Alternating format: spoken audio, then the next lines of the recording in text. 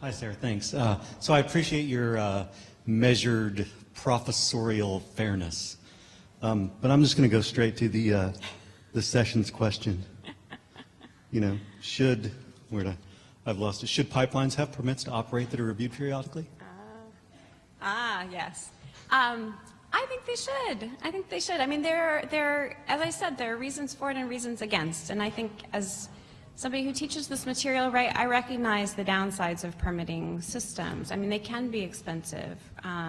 They can feel bureaucratic in their operation. And I suppose at some fundamental sort of libertarian perspective, there's something perhaps disturbing to people about the fact that you might prohibit activities before allowing them. But I think there are a ton of benefits, and I think those outweigh those particular concerns. I think a lot of it has to do with uncertainty around ways that agencies handle permit decisions, and it seems to me that that is completely dealable within a set of standards that agencies apply. I mean, agencies have standards to constrain their use of discretion.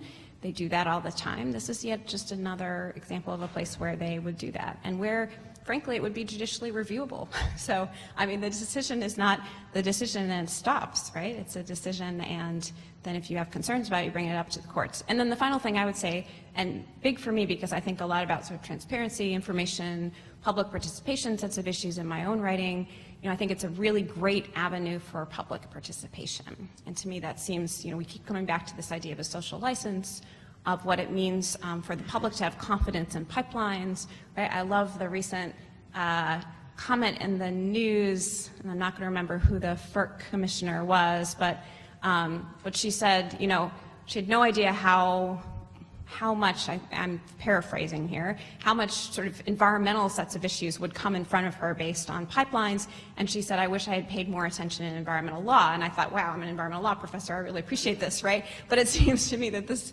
set of issues is continuing, and this is a way, talk about embracing the conflict, right, to manage conflict. I mean, what is permitting, right, but a way of managing conflict. One more short question. Sarah, I think one of the things I would add on the list of benefits to permitting is that it allows new technologies to be incorporated much faster than regulations and deals with regulatory gaps.